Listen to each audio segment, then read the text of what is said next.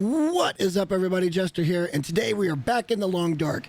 And a funny thing happened when I was going to bed down in my cozy little car just outside the Pleasant Valley farmhouse. I went to look at some stats because it seemed like I was constantly repairing my rabbit hat and my rabbit gloves because their durability is just not that great. So I'd set up a few snares here and there, and I realized I'd already gotten to 36 on this run. And I don't have the badge for Master Trapper. You get that when you hit 100.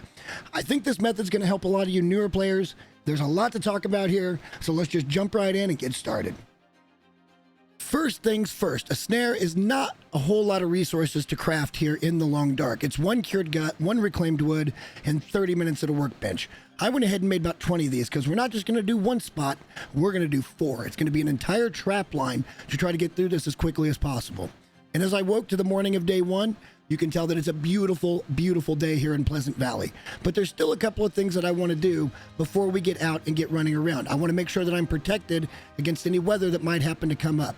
So we're going to make sure we got plenty of water, and then we're going to come outside and we're going to make sure we've got a couple of these ruined bear steaks that I can now eat because we are cooking level 5. And then we're going to set off towards our first location, which is this small barn very near to our house.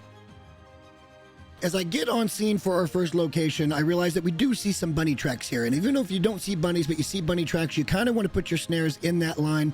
And we're just going to do 5 right in a row so that we don't have them too far spread out. We can look at all 5 of them and then go from there. Now, it may work better if you put them apart, but for me, I just wanted to get the 5 down and move on to the next location, which is just going to be up over this hill right before you get to the transition that heads up towards Pensive Pond. As we walk up to the second location, we can already see a bunny there to the left and one to the right, so we're going to try to split the difference and put this right about in the middle. And as I turn to set them down, I realize there's a third bunny here.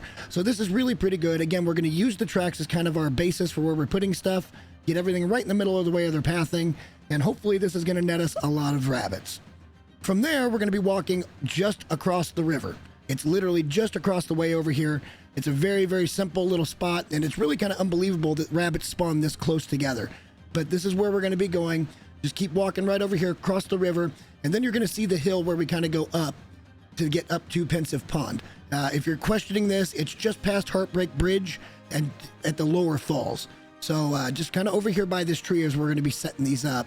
And it's really pretty simple. 5 of those again in a row, and I think that's going to net us pretty good results when we get into it. With location 3 all finished up and set up with 5 snares, it's time to go up the hill, and we're going to be heading up right towards the fishing hut at Pensive Pond. Because up here, you're going to find at least 2 or 3 rabbits most of the time, not too far from the corpse and really not too far from the fishing hut. And I actually selected this location because on a day where we don't get a lot of rabbits in the snares, we can actually do something else that's going to be very beneficial to us in the long run. And that is, on a slow day, we can do some fishing. Now, fishing has got multiple benefits because you can get your fishing up to 5, you'll catch more fish. The new meta for fishing is because it's a great source of vitamin C, and that helps you reduce the risk for scurvy. So that's pretty good as well.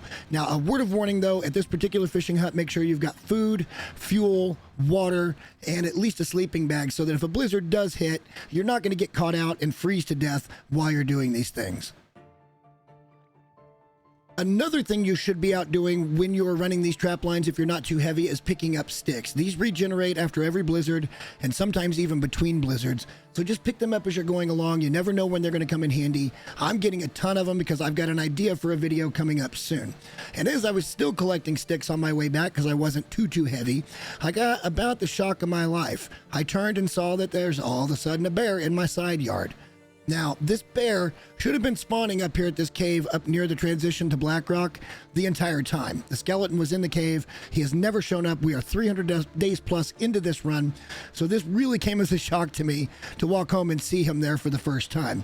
And after a little bit of finagling, I was finally able to get him to follow me around the back of the house so I could kind of coerce him to get in front of my door and shoot him right in the back of the head, dead, where I can harvest him extremely safely. 1 bear down, no more threat. With day 1 coming to a close, I felt pretty good about my progress. We had all 4 locations seated with 5 snares apiece. It was finally time to settle into the car because I do sleep outside a lot. My gear's pretty good. We'll have a eat, we'll have a drink, and we'll get ready for the dawn of day 2 of this little challenge that we've set for ourselves. Now, as a bit of a hack to know if you have anything in your snares, If you know your number from the day before, you can always come in here, and now it's 43 instead of 36. So we know somewhere out there we've got 7 rabbits just waiting to be picked up. Then all we'll have to do is reset the snares and move on to other things for the day. And as we approach location 1, we're a little disappointed. We only got 1 here. This is usually the hot spot. But the thing that I did notice is that the rabbits seem to respawn quicker when you've got snares up than they do naturally if you're just waiting for them to reappear. One other little thing that can happen here is a snare can break. And usually you get a rabbit before that happens. We'll kind of go over that in a second. But I decided, well, I don't want to just have 4 snares at any given time. So let's go ahead and make 5 or 6 more. But another funny thing happened after we got all the ingredients. And remember, this is cheap. Reclaimed wood and cured gut. And you're probably going to be getting a cured gut every rabbit that you take. So it's really pretty simple. But what I didn't realize was when you harvest one of these snares, you actually get your piece of reclaimed wood back. You don't get your gut back, but you do get the wood. So this makes it really cheap, and most likely you're replenishing your gut pile as you harvest these rabbits. It's really a pretty cool deal. And before you knew it, by about day 3, we had 54 rabbits snared. We were already halfway to our goal in just a couple of quick days. This was really better than I expected was going to happen. And so we just kind of kept grinding, and this is what our days looked like. We would run the trap line, we would take care of the rabbits that were in the traps, we would reset the traps, we might do some fishing, we would pick up sticks, and this went on for days and days and days. And before you knew it, we were already at 70. Yeah, 70 rabbits snared. This was happening very quickly. This is about 4 days in, and we just kept grinding and going over and over and rinse and repeat until we got it done. Now, you guys don't have to do it in this way. If you're doing a longer play, you can definitely get that done. But when I had nothing else to do, I would just harvest. And for me, I know this is wasteful, but I'm not even taking the meat. I just want the guts and the hides because that's what I need. I've got plenty of meat from other animals that I've taken. The rabbits are just not that nourishing, so we decided to leave the meat alone.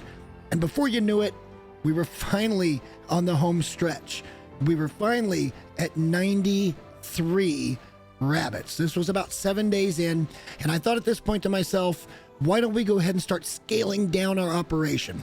Because I just need 100. We don't have to do more than that, and we're not even taking the meat, so let's not be super wasteful.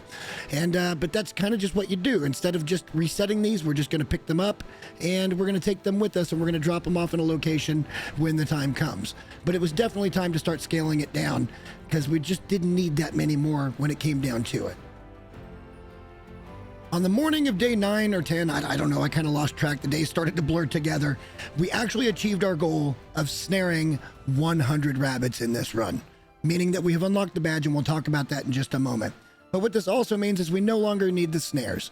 So to keep them safe and for future use, we decided to go ahead and drop them in the barn. It's going to make this our trapping headquarters.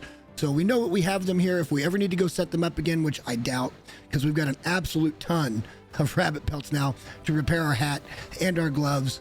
So it's just going to be really good for us to have these for the future. And as I look back on this journey, I left behind just rabbit carnage. I don't know why I chose to do it this way, but I saw the opportunity and I thought we'd take it. And it's sad seeing all the bunnies gone, but they'll eventually despawn. It's not a big deal. And what we're left with is all the pelts in the world. There's like 70 pelts here. We shouldn't have any trouble preparing anything going forward when it comes to rabbit gear. The benefit of doing all this is the Expert Trapper badge that you can start any new run with, making your snares 100% more effective. Now, I'm pretty sure if you have these snares, they're already pretty effective. If they're 100% more effective, you can probably live off of rabbit if you wanted to do so by activating this badge. Now, I know a lot of you folks are saying, but Jester, everybody knows this. Why are you making a video on this? And I think that's more for the established players. And I think what you guys don't realize is there's still a ton of new players, even though this is an older game. And I'm kind of gearing my content towards the newer player base, trying to help them get started and be a little bit better when it comes to this game. And if you guys are into that kind of content, like the video and subscribe now because I got tons more on the way. But until next time, guys, thank you so much for watching, and we'll see you soon. Bye.